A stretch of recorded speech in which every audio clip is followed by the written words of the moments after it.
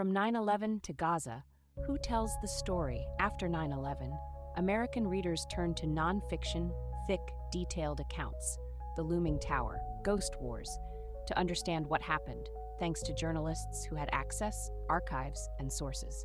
We trusted their reporting to shape our worldview.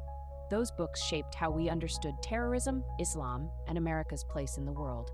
But whose voices were missing? The stories of the civilians caught in the middle. But in Gaza, things are different. Fast forward to today. In Gaza, reporters on the ground are risking everything, often without the resources, reach, or safety nets those earlier journalists had. They aren't producing polished hardcovers a year later. They're live streaming through bombardments. They're filing reports while their families shelter or flee. And sometimes, they're silenced completely. Today, the people who are trying to tell those stories, on the streets, in hospitals, in the rubble, are being killed. Just recently, 5 journalists were killed in a double-tap strike on Nasser Hospital in Khan Yunis. Hussam al-Masri, a Reuters cameraman, Mariam Daga, an AP and Independent Arabia freelance visual journalist, Mohammed Salama, Al Jazeera and Middle East Eye reporter, Moaz Abu Taha, a photographer for NBC, and Ahmed Abu Aziz with Quds Feed Network and Middle East Eye.